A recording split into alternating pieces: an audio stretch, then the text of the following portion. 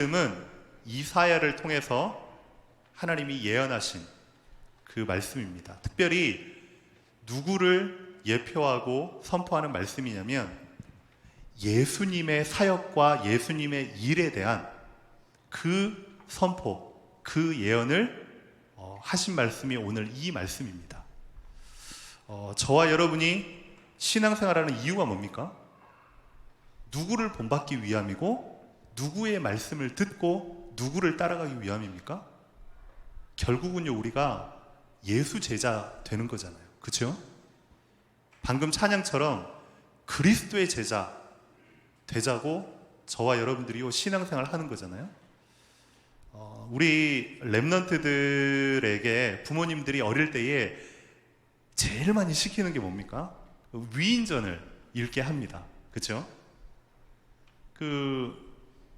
링컨이다, 아니면 공자다, 아니면 간디다, 그런 여러 가지 위인전, 모차르트다, 아니면 베토벤이다, 그런 위인전을 읽히는 이유가 뭡니까? 그 위대한 인물들처럼 너도 음악에서든 아니면 미술 분야에서든 아니면 여러 가지 사상에 대한 분야에서든 이런 인물들처럼 훌륭한 인물이 될 수 있도록 한번 잘 읽고 도전을 한번 받아봐라. 이제 그런 의미로 위인전을 소개를 하잖아요. 마찬가지입니다.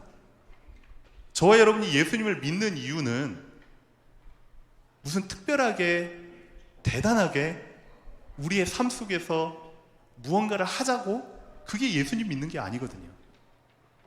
한번 잘 생각을 해보세요.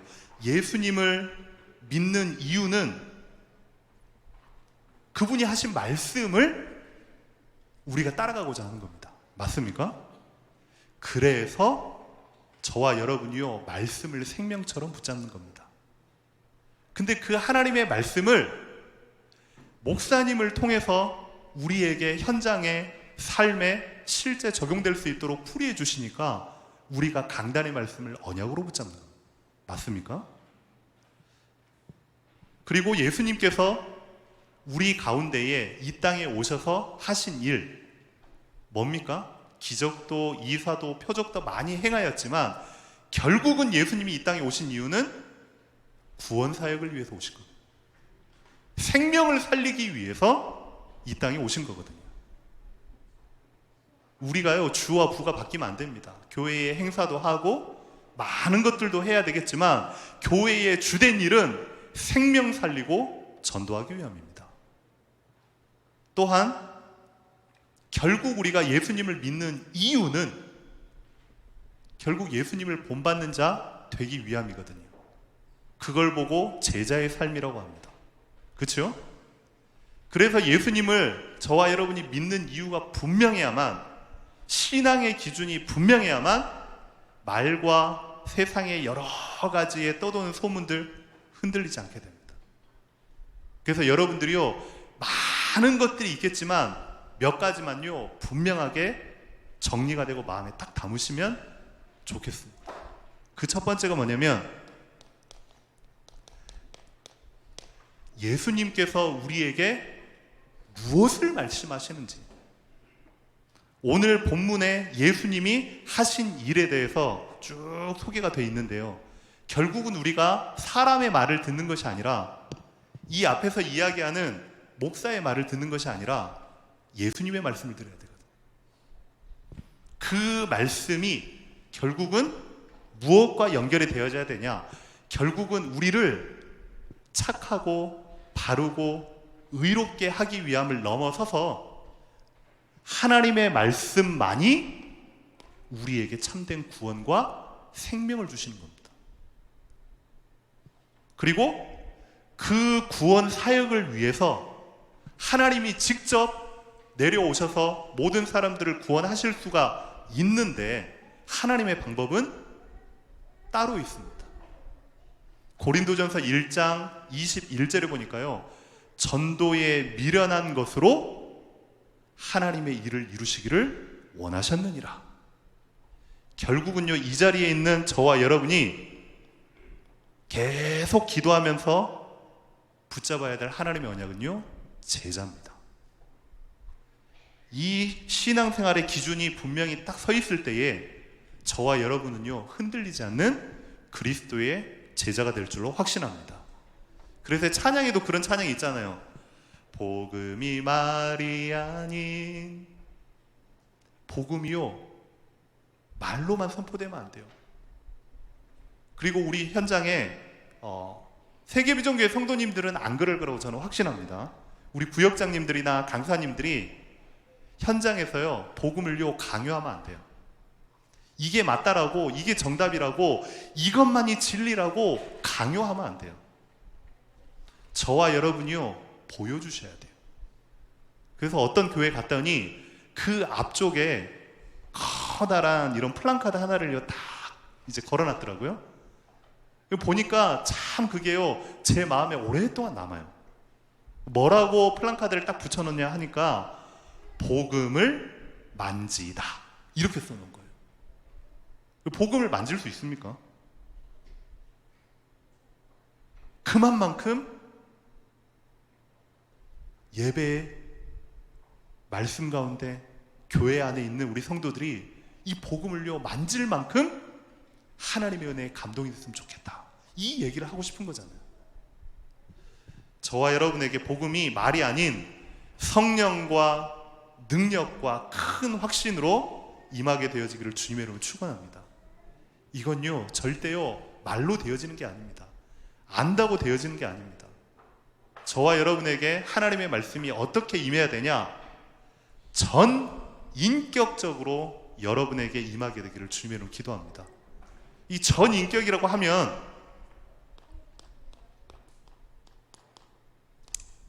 이 세 가지겠죠.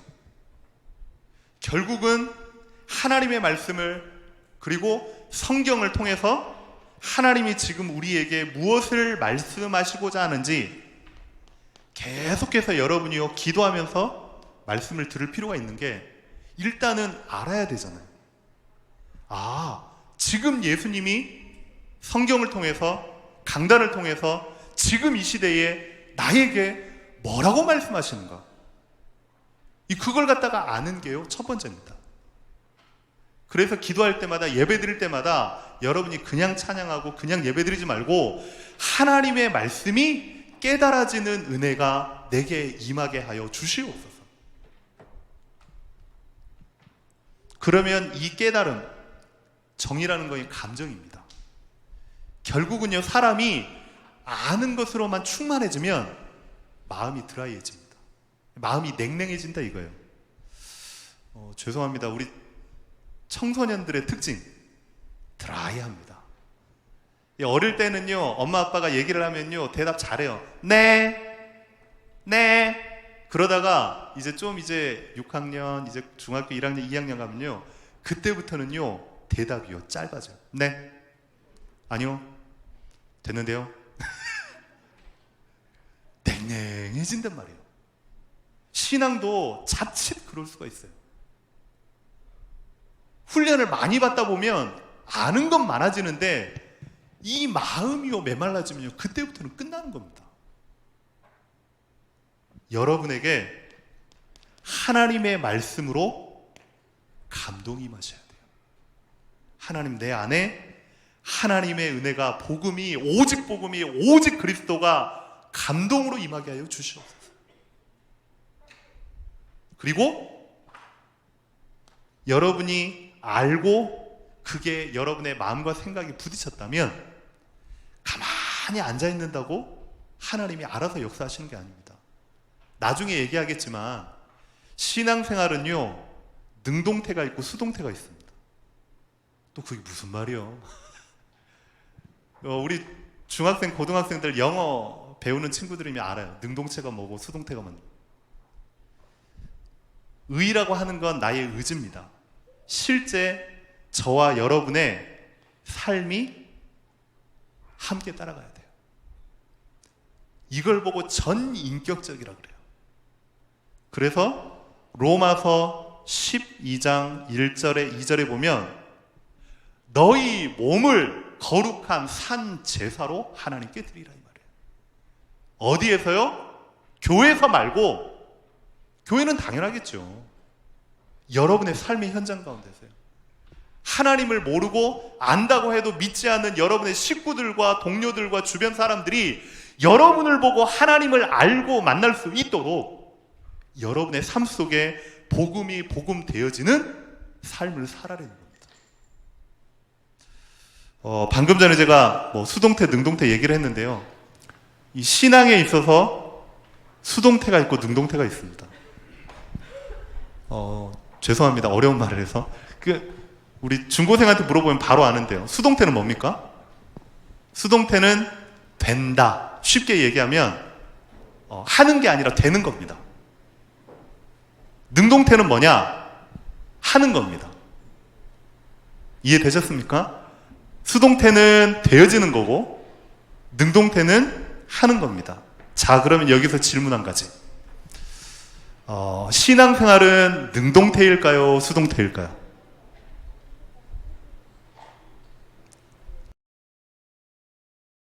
일까요? 이럽니까? 신앙생활은요 100% 능동태도 아니고 100% 수동태도 아닙니다. 수동태가 있고 능동태가 있습니다. 수동태는 뭐냐? 되어지는 건 뭐냐? 저와 여러분이 이 땅 가운데 태어난 건요 우리 마음대로 할 수 없습니다. 그렇죠? 하나님께서 생명을 부어주셔야지 이 땅에 태어나는 겁니다. 수동태잖아요. 되어지는 거잖아요. 그리고 하나님의 구원 사역은요 우리의 노력으로, 우리의 열심으로, 우리의 특심으로 할 수가 없는 겁니다. 100% 하나님의 전적인 은혜로만 가능한 게 구원의 역사입니다. 맞죠? 되어지는 겁니다. 죽음마저도 마찬가지입니다. 태어날 때는 순서가 있지만 죽을 때는 순서가 없다는 말이 우리의 마음대로 되어지지 않기 때문이거든요.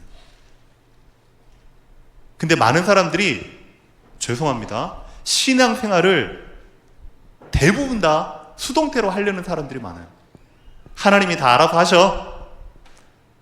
하나님이 절대주권으로 우리 삶을 인도하셔. 우리 가만히 그냥 성령 인도 받으면 되고 앉아서 기도만 하면 되고 하나님이 알아서 하시겠지. No! 제 말이 아니라 성경이 그렇게 나와 있지 않아요. 저와 여러분의 삶을 거룩한 산제사로 하나님 앞에 드리래요. 그리고 너희 구원을 이루래요. 이미 받은 구원, 하나님이 주신 축복, 하나님이 내게 주신 권세를 부여받았잖아요. 사용하라는 겁니다. 가만히 앉아서 감 떨어져라, 배 떨어져라. 절대 안 돼요. 죄송합니다. 이렇게 신앙생활하는 사람이 의외로 많습니다. 여러분의 삶을요 하나님께 받은 은혜대로 능동적으로 살아내시기를 주님의 이름으로 축원합니다. 기도도 마찬가지입니다. 여러분이 받은 구원의 축복과 은혜와 감사와 감격을 기도로 실제 하나님 앞에 간구하라는 겁니다. 에스겔서 36장에 이스라엘 백성을 이렇게 회복하시겠다라고 하나님께서 쭉 예언을 하시는 가운데에 그래도 내 백성 이스라엘이 내게 이렇게 되어지기를 구하여야 할지니라. 아멘. 기도는 능동태입니다. 기도가 왜 안 될까요? 기도를 안 하니까 안 돼요. 목사님께서 왜 그렇게 새벽 기도를 강조하실까요? 기도의 습관을 들이라고요. 하루의 첫 시작이 하나님께로부터 시작되어짐을 여러분들이 맛을 보라고요. 신앙생활요 대충대충 하시면 안 됩니다. 왜? 하나님이 우리에게 주신 구원의 축복이요 너무너무 놀랍고 대단하기 때문에요. 맞습니까? 그러면 전도도 마찬가지입니다. 우리가 무엇을 가만히 있으면 하나님이 되게 하시겠지. 맞아요. 하나님께서 예비하신 자, 작정된 자는 구원 얻기로 하나님이 하시지만 누구를 통해서 하시냐 이 말이에요. 저와 여러분을 통해서 하시는 겁니다. 가만히 있으면 됩니까? 아니요. 저 사람이 나한테 찾아와 주기를, 나 입방꾼도 안 했는데 먼저 와가지고 물어봐 주기를. 그런 사람이 있어요. 100명 중에 한 명 있어요. 저도 그런 경험이 있거든요. 근데요 하나님의 방법은 전도에 미련한 것으로 구원하시기를 원하셨느니라. 저와 여러분이요, 수동태로 그냥 멍하니 신앙생활 하지 말고 구원에 대한 그 축복과 감격과 감사와 하나님이 주신 특권을 가지고 여러분의 삶의 현장 가운데 마음껏 사용하고 발휘하시고 누리시기를 주님의 이름으로 축원합니다. 자, 그러면 저와 여러분이 결국은 누구를 본받고 누구를 따라가고 누구를 인도받고자 하는지에 대한 가장 중요한 겁니다. 오늘 이사야 61장 1절에 3절에 예수님의 사역에 대해서 나와 있는 거예요. 결국은 예수님이 우리에게 이렇게 나타나시고 이런 사역을 실제 이 땅 가운데 하셨기 때문에 저와 여러분이요, 그대로 이걸 언약으로 붙잡고 이렇게 살아가시면 되는 겁니다. 첫째입니다. 1절에 보니까 주 여호와의 영이 내게 내리셨으니, 예수님에 대한 얘기입니다. 예수님은요, 자신의 사역을 이 땅 가운데 시작하시기 전에 제일 먼저 하셨던 게 뭐냐면 세례 요한을 통해서 세례를 받고 성령의 임재를 체험한 그때부터 시작이었어요. 저와 여러분에게 있어서 시작이 뭐겠습니까? 신앙생활의 시작이 뭐겠습니까? 전도자의 삶의 시작이 뭐겠습니까? 성령의 임재입니다.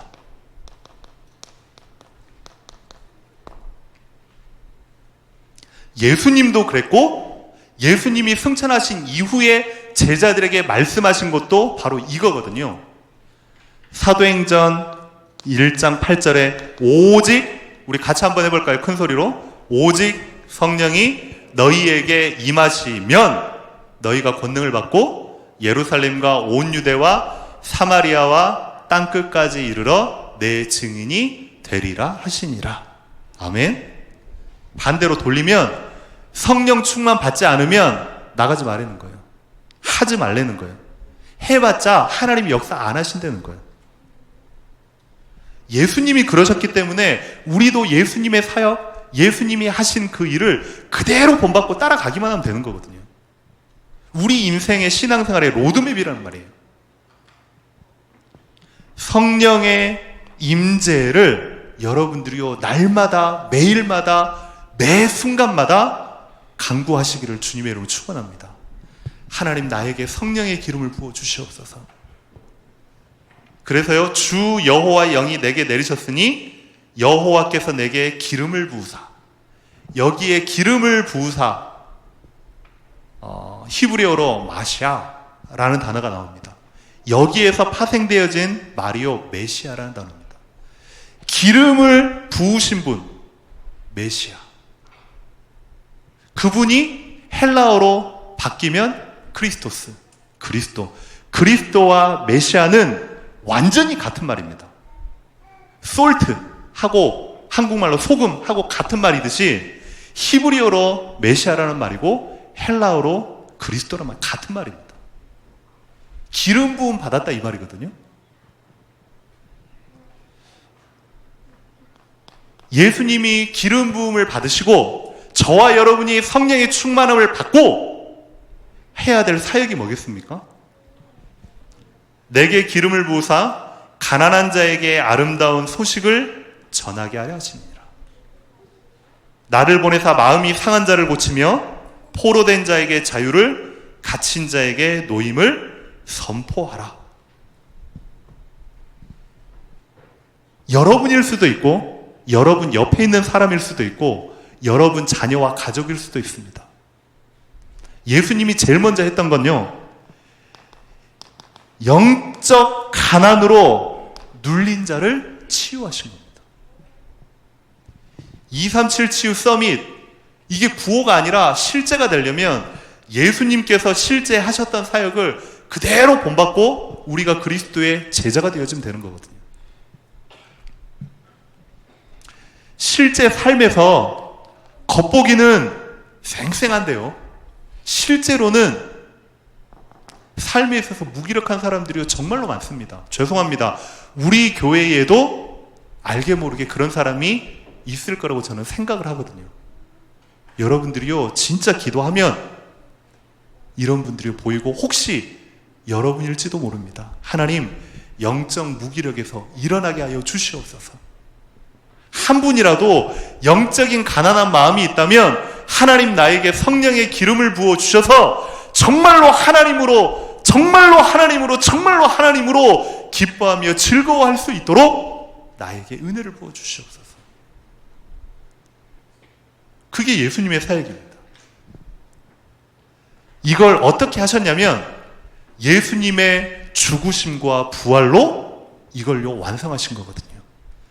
예수님께서 죽으심으로 사망의 권세와 죄의 권세를 완전히 깨뜨리시고 예수님께서 부활하심으로 사단과 지옥의 권세를 끝내버리신 겁니다. 그 일에 저와 여러분이요 어떤 자로 그걸 실제 부활의 주님으로 나의 주님으로 나의 주인으로 나의 그리스도로 아멘 하고 믿는 것입니다. 주일날 예배 때마다 금요일마다 목사님께서 항상 말씀하시잖아요. 우리 옆 사람과 고백합시다. 주는 그리스도시요 살아계신 하나님의 아들이십니다. 이 고백입니다. 그 고백이 상대방이 아닌 여러분 스스로에게 울림이 되셔야 돼요. 정말로 그리스도가 나의 그리스도가 되어질 때에 여러분의 삶에 영적인 가난과 무기력은 완전히 결박될 줄로 확신합니다. 최근에 대구에 있는 제 제자 중에 한 명, 지금 이제 권사님이 되셨어요. 연락이 왔는데 마음이 좀 힘들다는 거예요. 그러니까 왜 힘드냐 그랬더니 본인이랑 정말로 친하게 지냈던, 근데 좀 이제 고등학교 이후에 대학교 이후에 좀 이제 멀리 떨어져 있었겠죠. 한 번씩 이제 전화하고 그러면 이제 남편이 돈도 잘 벌고, 그리고 이 친구가 한 번씩 만나도 이제 그런 게 있잖아요. 딱 자기를 만나러 오면 차도 이제 멋들어진 차 딱 타고 오고, 이 내리면 이제 선글라스에 딱 이렇게 뭐 그냥 삶에 있어서는 뭐 잘 사나 보다, 뭐 별 문제 없나 보다. 대화하면 또 그렇게 대화도 잘 하고, 그렇게 벌써 이제 한 20년 지기 친구가 돼 있는 거죠. 이 친구가 최근에 갑자기 이 친구의 남편한테서 이제 문자가 날라온 겁니다. 이 장래 친구가 자살한 겁니다. 전혀 문제 없어 보이고 전혀 삶에 있어서 아무 문제 없어 보이는 그 친구가 자살해버린 겁니다. 이 친구가요 순간 너무 마음이 힘들어가지고 저한테 이제 전화가 온 거죠. 의외로요 그 친구가 교회를 안 다니는 게 아닙니다. 서울 모교에 다니고 있습니다. 우리 교단에. 아무도 모르잖아요. 이 영적인 가난은요, 무기력은요, 내가 어찌할 수 없는 거거든요. 사단이 파고들면요 속수무책으로 당하는 겁니다. 거기에 하나님께서 우리의 주인이 되어주셔야 돼요. 우리 삶의 한복판에 그리스도께서 주인이 되어주셔야 된다고요. 아멘입니까? 이 일을 위해서 예수님이 오셨다. 두 번째 보니까 예수님께서 가난한 자에게 아름다운 소식을, 그리고 나를 보내사 마음이 상한 자를 고치며 포로된 자에게 자유를 선포하며.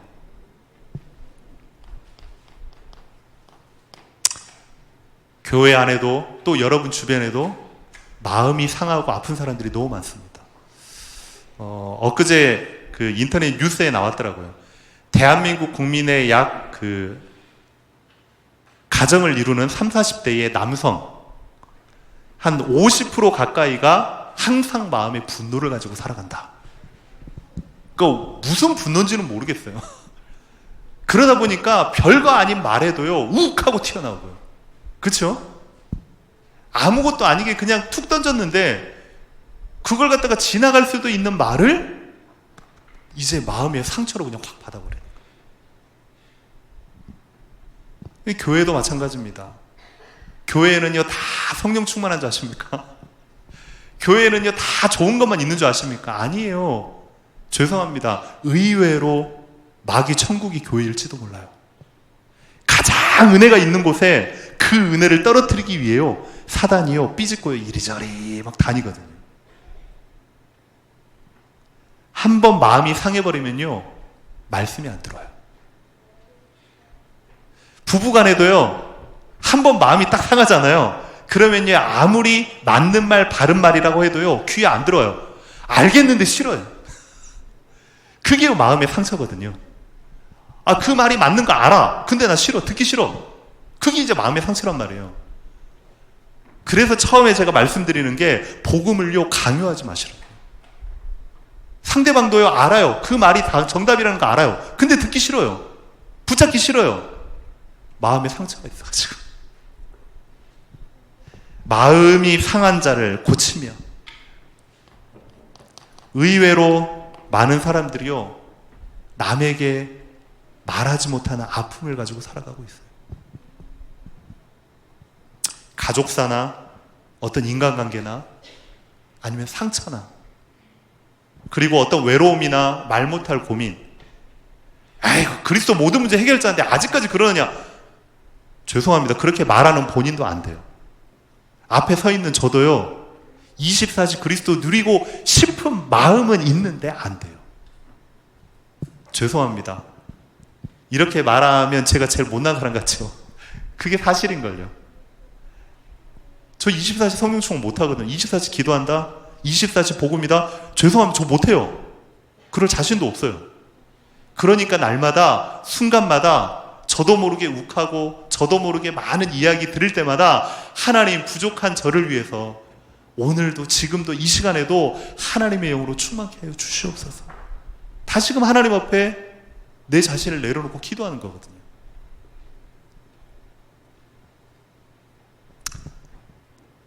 사람은 어쩔 수 없어요. 목사도 어쩔 수 없어요. 장로도 어쩔 수 없어요. 다 똑같아요. 오직 해답은요 우리 예수님밖에 없는 줄로 믿습니다. 마태복음 11장 28절에 그래서 수고하고 무거운 짐진 자들아 다 내게로 오라. 다 내게로 오라. 사람한테 가져가지 말고 그리스도께 가져가라. 내가 너희를 쉬게 하리라. 그래서요 하나님의 별명 중에 하나가요 여호와 라파, 치료하시는 하나님이다. 나중에 찬양하겠는데요 마음이 상한 자를 고치시는 주님, 하나님만이 우리의 참 치료자시고 하나님만이 근본 문제의 유일한 해답인 줄로 믿습니다. 그리고 이 예수님께서 하신 세 번째 일이 포로된 자에게 자유를, 갇힌 자에게 노임을 선포한다. 많은 사람들이요 포로처럼 살아갑니다. 그게 무슨 말입니까? 제가 무슨 포로입니까? 지금 이 시대가 포로 시대도 아닌데. 죄송합니다.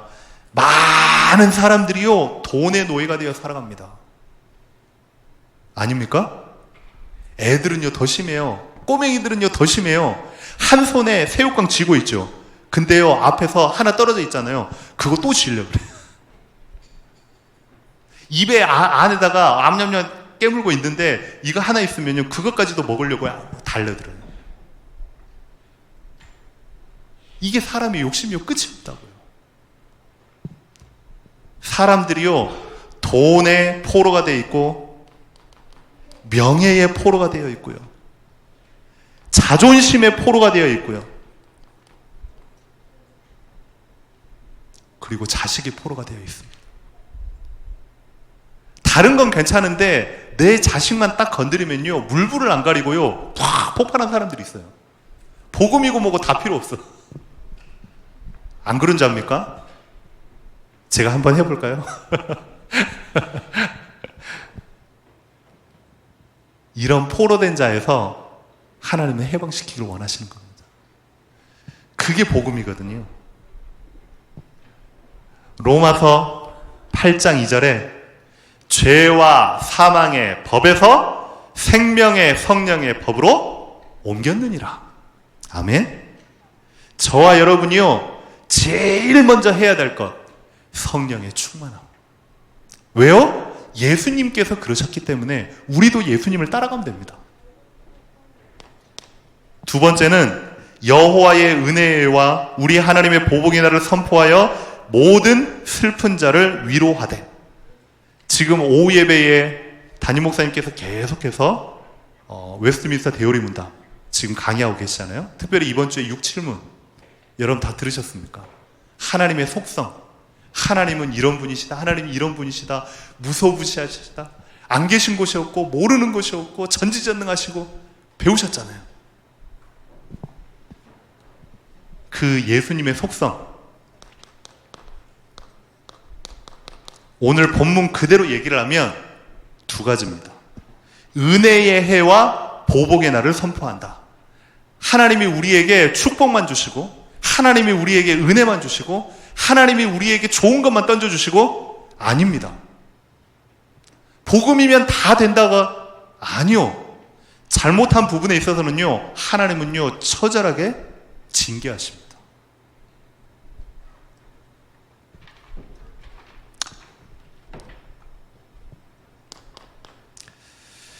사무엘하 12장에 보니까요,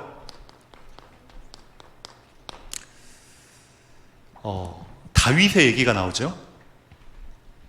우리 랩런트들도 다 아는 이야기겠지만 다윗이 우리야의 아내 밧세바를 자기 아내로 취합니다. 심지어 그 남편을 죽여야 되기 때문에 전장에 제일 최전방에 보내가지고 죽게 만들고, 이제 남편이 없기 때문에 그 여자를 데려와서요 왕의 여자로 만들어버립니다. 본인은 아무 잘못이 없는 것처럼 소위 말해가지고 법률적으로는 세탁을 한 거죠. 근데 하나님 앞에서는요 정말로 이게요 죄악 중에 죄악인 겁니다. 그때 나단 선지자를 통해서 이제 비유로 다윗에게 이야기를 쫙 합니다. 그 비유를 듣고서 다윗 왕이요 분노합니다. 어찌 그런 사람이 있느냐, 그런 사람이 있으면 벌을 내려야 될 것이니라. 그랬더니 나단 선지자가 하는 말이 왕이 바로 그 사람입니다. 다윗이 깜짝 놀랍니다. 만약에 내가 왕 같으면 뭐라고? 야, 이렇게 할 것 같은데 다윗이요 하나님의 사람이 맞아요. 그 나단 선지자의 경고와 선포를 듣고 바로 하나님 앞에 엎드리고 회개합니다. 근데요 회개했다고, 처절하게 회개했다고 하나님이 용서하실 것 같죠? 용서는 하시되 밧세바를 통해서 낳은 첫 번째 아들을 하나님이 죽여버렸어요. 하나님은요 죄에 대해서 가만히 있지 않으세요. 반드시 죄가를 물으세요. 사랑과 공의의 하나님,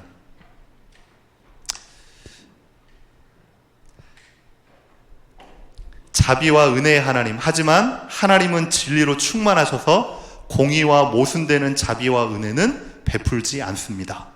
웨스트민스터 대우리 문답에 나오는 얘기입니다. 다시 한번 말씀드릴게요. 우리 하나님은 자비와 은혜의 하나님입니다. 하지만 하나님은 진리로 충만하셔서 공의와 모순되는 자비와 은혜는 베풀지 않습니다. 그게 대우리 문답에 나온 얘기입니다. 무슨 말이냐? 저와 여러분이 매주 듣는 그리스도의 피 묻은 복음, 그것과 함께 율법이 같이 가야 됩니다. 사랑과 공의가 함께 가야 됩니다. 저와 여러분이 받은 소중하고 값진 이 복음이 더 빛나도록, 더 효과적으로 발휘되도록 하는 것이 율법입니다. 율법이 나쁜 게 아니라 복음이 복음되어지도록 더 빛나도록 하는 게 율법이거든요. 율법이 뭔지 아십니까? 하나님의 말씀이 율법입니다. 이게 하나님의 말씀이 잘못되다고 하는 거 똑같거든요. 하나님의 말씀 속에 저와 여러분이 가지고 있는 복음이요 더 선명하고 더 빛날 줄로 확신합니다.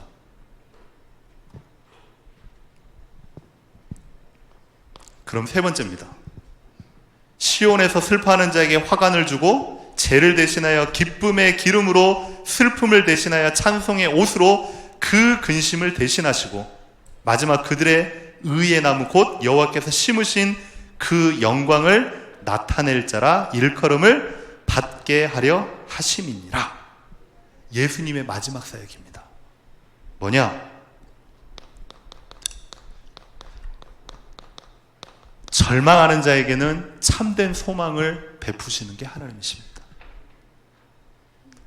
그리고 좌절이 있는 곳에 하나님의 참된 회복을 이루시는 분이 예수님이십니다. 혹시 여러분 속에요, 말 못할 절망과 좌절이 있습니까? 사람에게 얘기하지 마시고, 물론 답답하기 때문에 대화하고 얘기할 수는 있겠죠. 근데 이 모든 걸 가지고서 그리스도께 나가시기 바랍니다. 성경에 나와 있지 않지만 굳이 우리가 아는 단어로 말하자면 nobody와 nothing에서 하나님은요, 완전하고 영원한 소망을 우리에게 주시기를 원하십니다. 그러면 그 중간에 무엇을 통해서요? 하나님이 분명히 그렇게 하실 건데 수동태가 아니에요. 가만히 있는 게 아니라 매주마다 주시는 강단의 말씀과 복음의 언약을 나의 언약으로 여러분이요 묵상하고 곱씹고 적용시키는 그 작업이 있어야 된다고요. 그럴 때에 하나님이 여러분의 삶을 복음의 삶으로, 전도자의 삶으로 가치 있게 바꾸실 줄로 확신합니다.